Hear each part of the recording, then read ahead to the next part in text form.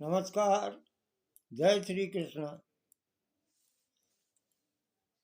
भीष्म पंचक के बारे में संक्षेप में बता रहे हैं। भीष्म पंचक। एक समय राजा परीक्षित ने महात्मा व्यास जी से पूछा कि हे भगवान, हमें कार्तिक मास की कथा आपने सुनाई, कार्तिक मास महात्म्य सुनाया। उससे भी एकादशी से लेकर पूर्णिमा तक इन 5 दिनों को भीष्म पंचक के नाम से क्यों जाना जाता है। भीष्म पंचक जो है, कार्तिक मास में एकादशी से लेकर के पूर्णिमा तक ये 5 दिन जो होते हैं वो भीष्म पंचक के होते हैं कार्तिक मास में। इस संबंध में हमें जानना चाहते हैं और 5 दिनों के व्रत करने वाले को क्या लाभ होता है। तो राजा परीक्षित पूछ रहे हैं महात्मा व्यास जी से। व्यास जी कह रहे हैं कि हे परीक्षित सुनो, कुछ समय पहले काशीपुरी में बहुत ही निर्धन सोमेश्वर नाम का ब्राह्मण रहता था। उसका शरीर बहुत ही कमजोर था, परंतु वह भगवान विष्णु का भक्त था। कार्तिक मास में वह रोज गंगा स्नान करता था और भगवान विष्णु का पूजन करता था। एक दिन वह शरीर से पीड़ित होते हुए भी, बहुत कमजोर था, शरीर से पीड़ित होते हुए भी गंगा स्नान करने चले गया, पर उसने घाटों की सीढ़ियां उतरी नहीं जाती थी, इतना कमजोर हो गया था वो। किसी की तरह से वो उतरकर गंगा जी तक पहुंच ही गया और गंगा स्नान करके वहीं पर बैठ करके संध्या उपासन करने लगा। वहीं पर वृद्ध ब्राह्मण के रूप में भगवान अपने भक्त पर कृपा करने के लिए बैठे हुए थे। अब भगवान जो है एक वृद्ध ब्राह्मण का रूप बना करके वहीं पे बैठे हुए थे, जहाँ पर वो ब्राह्मण जो है कमजोर ब्राह्मण जो था वो संध्योपासन कर रहा था। भगवान ने ब्राह्मण को बड़े कष्ट में देख करके पूछा कि हे ब्राह्मण, तुम्हारी स्थिति तो स्नान करने की है नहीं, तुम इतने कमजोर हो गए हो, फिर भी तुम ऐसी अवस्था में स्नान करने के लिए आए हो, क्या चाहते हो।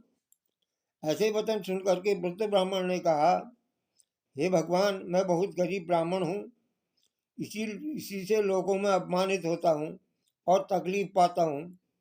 इतना कमजोर हूँ कि लोग जो है मेरी हंसी उड़ाते हैं, इसी कारण मैं हमेशा परेशान रहता हूँ। यदि आप कोई उपाय बता सकते हैं तो मैं आपकी अपने ऊपर दया समझूंगा। ब्राह्मण के ऐसे वचन सुन करके भगवान रूपी जो ब्राह्मण थे, भगवान ने ब्राह्मण का रूप धारण किया हुआ था, तो भगवान रूपी ब्राह्मण कह रहे हैं कि हे ब्राह्मण सुनो, यह कार्तिक का महीना चल रहा है, इसमें शुक्ल पक्ष की एकादशी से लेकर के पूर्णिमा तक जो 5 दिन होते हैं उनको भीष्म पंचक कहा जाता है। 5 दिनों में तुम गंगा के पुत्र महात्मा भीष्म को जलदान दो, गंध अक्षत पुष्प से उनका पूजन करो और भगवान विष्णु की पूजा तुलसी पुष्प आदि से करो।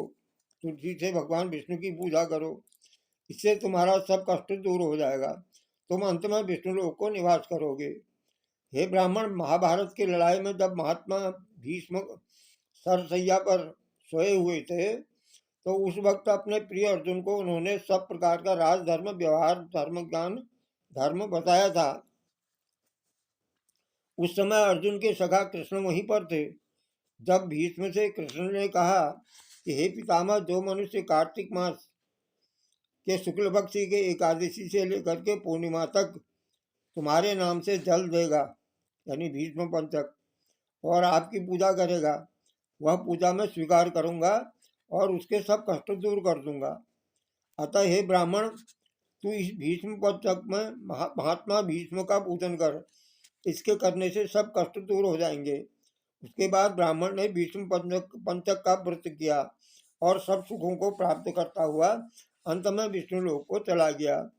इसलिए कार्तिक मास में महात्मा भीष्म का व्रत करना चाहिए, इससे सर्व आनंद होता है और अंत में मोक्ष को प्राप्त होता है और भगवान के विष्णु लोक में निवास होता है जो भी।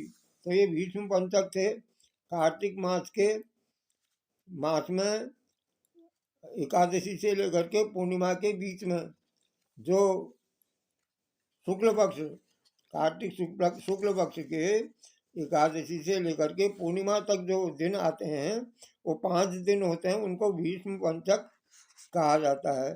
तो भीष्म पंचक में महात्मा भीष्म भीष्म को की पूजा करनी चाहिए, उनको अर्घ्य देना चाहिए, उनका पूजन करना चाहिए। इस प्रकार जो है भीष्म पंचक में जो पूजन करता है 5 दिन तक लगातार, तो उसको जो है विष्णु लोक की प्राप्ति होती है, इसमें कोई संशय नहीं है। इस प्रकार भीष्म पंचक जो है यह हमने सुना। आप सभी को बहुत बहुत धन्यवाद। जय श्री राधा कृष्ण।